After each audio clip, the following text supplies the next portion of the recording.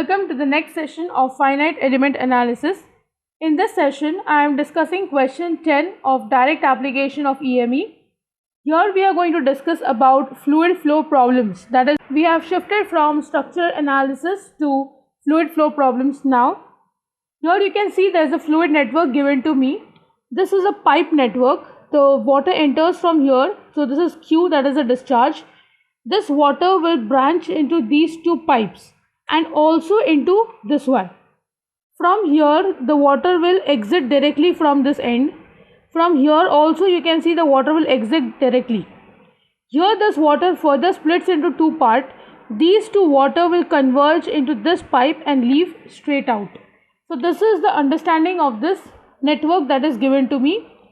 The EME for this network is given in this question. 1 upon RE, 1 minus 1 minus 1, 1. P1 P2 raised to E is equal to Q1 Q2 raised to E.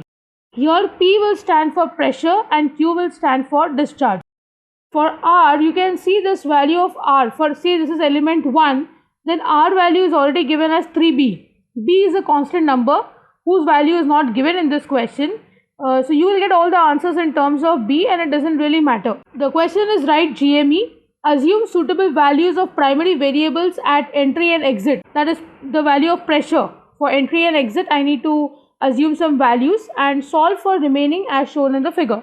So I need to calculate the values of discharge, pressure, whatever I have question mark, I'll have to calculate those values. So I will start with the first step, that is discretization. Now if you look at this figure, this is my element 1. I have element 2, 3, 4, 5 and 6.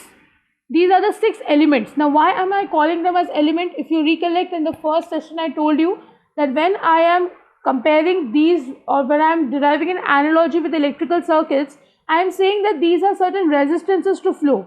So these are some resistances which are formed for flow to happen. If you can just understand, this is node 1 here and there will be a particular node at this end. Now this will be branching into 3. This will be my first element, second element. This will be my first element. There should be a node here because this element will be between these two nodes and this element is between these two nodes. This element is between these two nodes. Now this element will have a node here and obviously a node here. So this is say element number 3.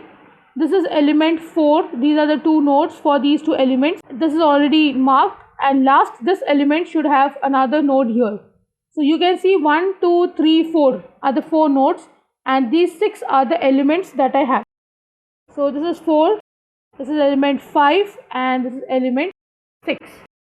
6 elements and only 4 nodes. So I'll make the discretization diagram. I have node 1 which will branch into 3 elements, that is R is equal to 7B, R is 3B and R is equal to 8B. This will further branch into 2 elements which will converge and meet at another node. So here I'll mark node 2, mark node 3 and then finally another element here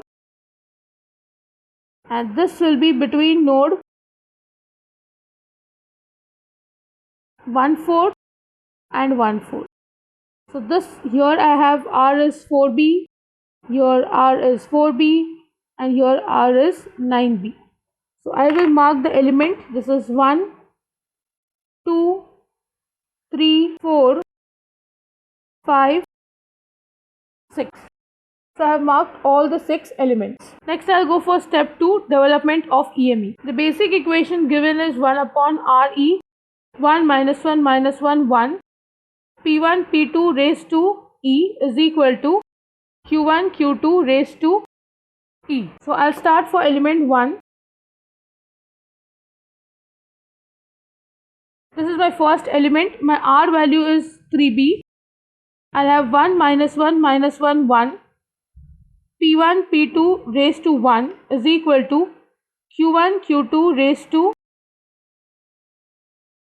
1. Element 1 is between node 1 and 2. For element 2, the value is 1 upon 7b, 1 minus 1 minus 1, 1. P1 P2 raised to 2 is equal to Q1 Q2 raised to 2. Element 2 is between node 1, 4. Next I'll go for element 3. It is 1 upon 4b, 1 minus 1 minus 1, 1.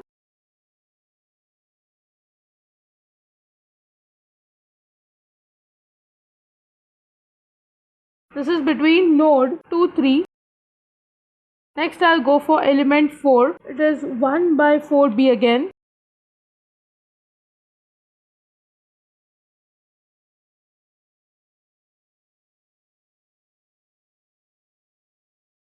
Element 4 is between node 2, 3, 2, 3. Next for element 5, it is 1 by 8b.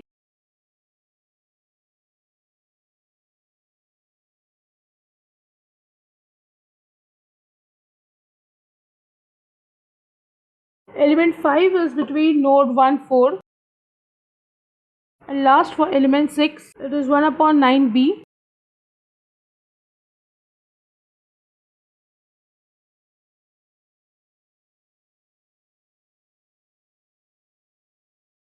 It is between node 3, 4.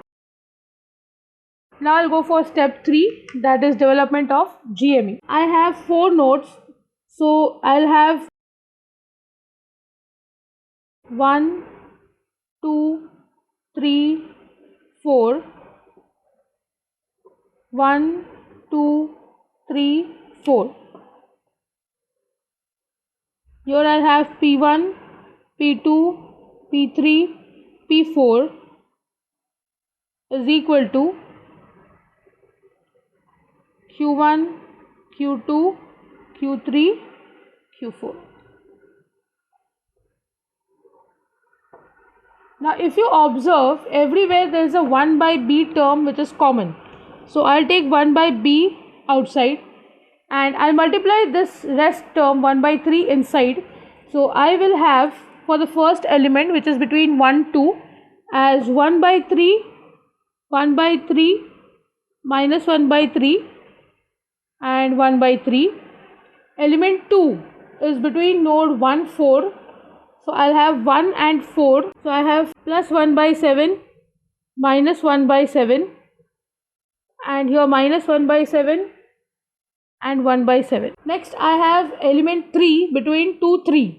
So this is 2, 3, and the value is plus 1 by 4, minus 1 by 4, minus 1 by 4 and minus 1 by 4. Element 4 is also 1 by 4 and between 2, 3. So it is plus 1 by 4, minus 1 by 4, minus 1 by 4, minus 1 by 4. For element 5, which is between 1, 4 again, it is plus 1 by 8, minus 1 by 8, minus 1 by 8 and minus 1 by plus 1 by 8. Element 6 is between 3, 4. So I'll have plus, okay, these are plus values. So I have plus 1 by 9, minus 1 by 9 and minus 1 by 9. So this is 0 here. Next I'll go for step 4, that is imposing boundary conditions. The variables are P1, P2, P3, P4. And I have Q1, Q2, Q3, Q4. If you look at the question, it is said to assume suitable values of primary variable at entry and exit. So I will be assuming some random values here. Now entry is P1 and exit is P4. So let me assume P1 as 0.2 Newton per mm square. I will write here I am assuming. And here let me assume P4 as 0.1 Newton per mm square. I'll write here I am assuming.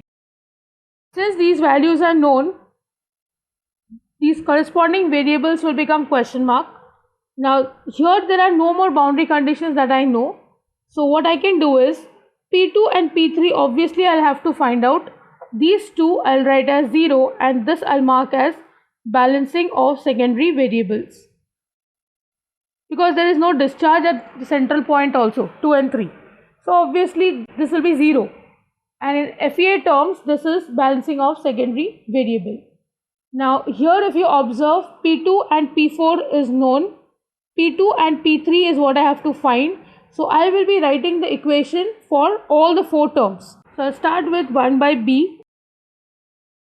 Okay, let me just add and write these together first. I forgot to write this 1 by 9 here, so write that as well. So when I solve this, I get 0.601 minus 0.333 and minus 0.2678. Here I get minus 0.333, 0.833 minus 0.5, and the fourth term is 0.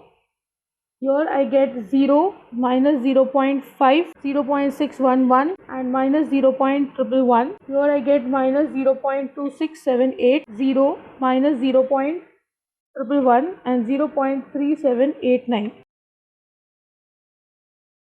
Here the value is 0.2, P2, P3, 0.1 is equal to, here I have Q1, 0, 0 and Q4. So let me write the equation now. I get 1 by B, the first one, 0.601 into 0.2 minus 0.333 P2, third term will be gone, and I have minus 0.2678 into 0.1 is equal to Q1.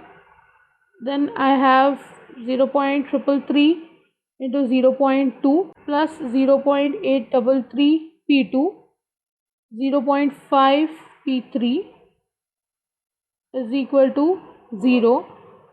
1 upon B, first term is 0, minus 0.5 P2 plus 0.611 P3 minus 0.111 into 0.1 is equal to 0.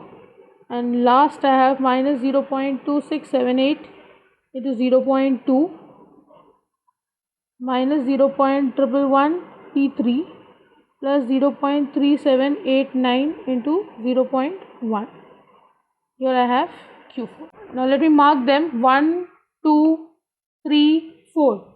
So on solving simultaneously equations 2 and 3, we will get P2 as 0.1786 Newton per mm square and P3 as 0.1643 Newton per mm square. Next I'll substitute these two values in the equation 1 and 4, and I'll get Q1 as 0.0339 upon B. I'll just write the unit as units, and Q4 as minus 0.0339 upon B units. I'm writing here units because of this term P. I don't know its unit, so I'll leave it as units. And the last thing that I'm supposed to do is check Q1 plus Q4 is equal to 0.0339 upon B and minus 0.0339 upon B.